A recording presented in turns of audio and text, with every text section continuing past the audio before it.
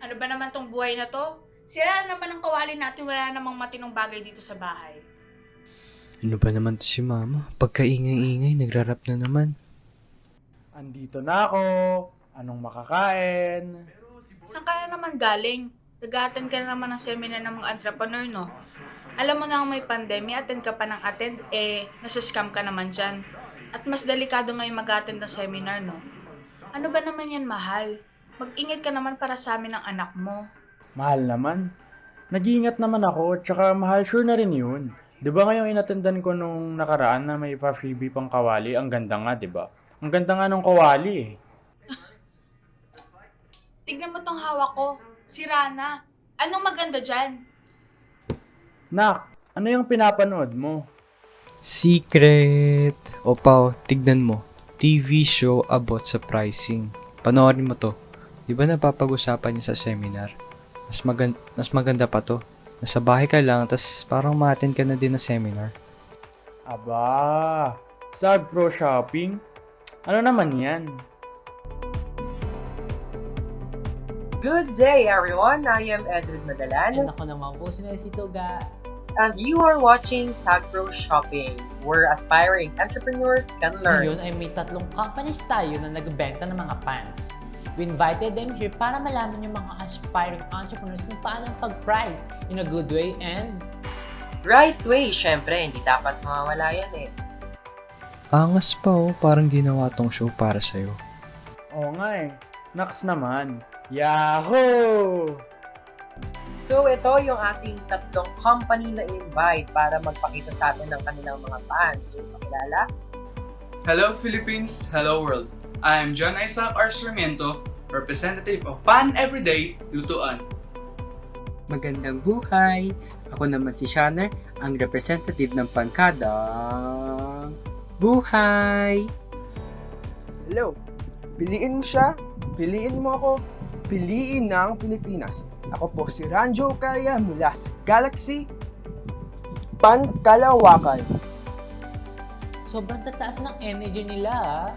Ngayon naman ay papaalam nila sa atin ang presyo ng isang kawali kapag bumili tayo sa kanila. So, simulan natin sa Pan Everyday Lutuan.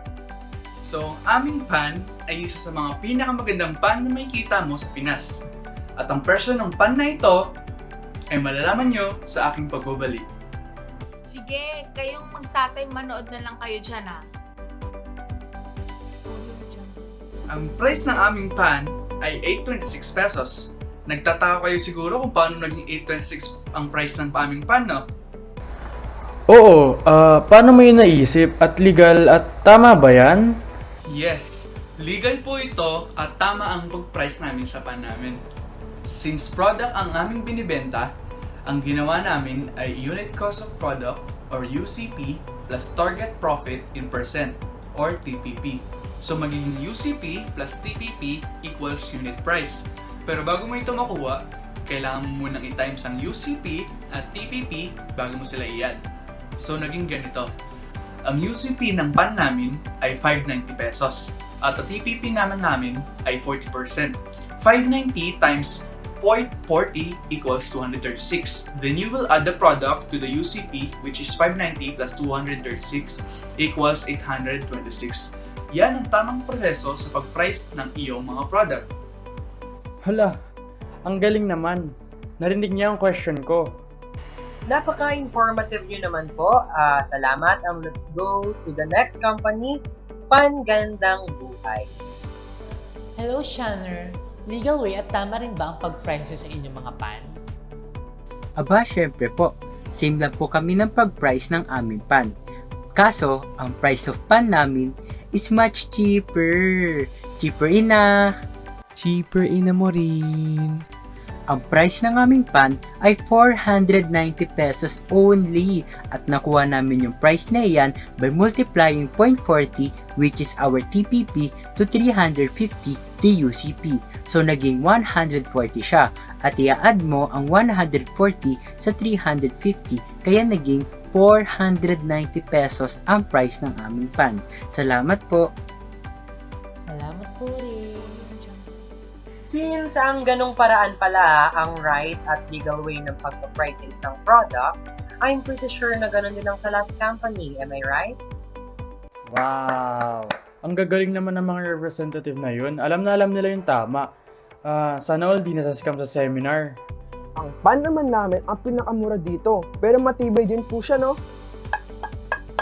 Nagkakahalagang 210 pesos ang pan namin. Sino magkakakala nun?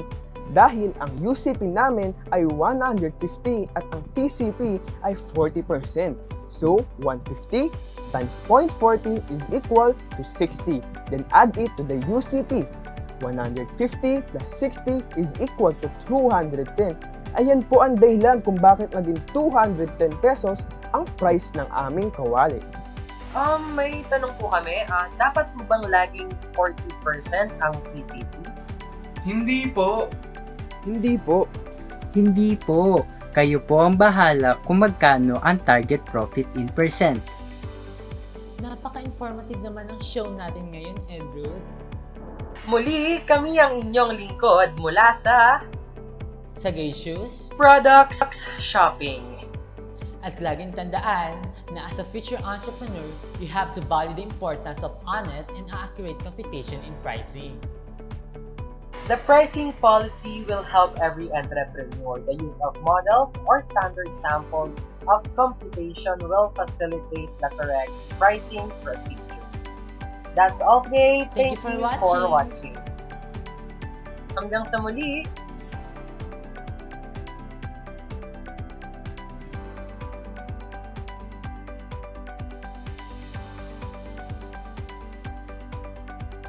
Harvey Benedict C. Parente, ako nagsasabi sa'yo, humanap ka ng kawali.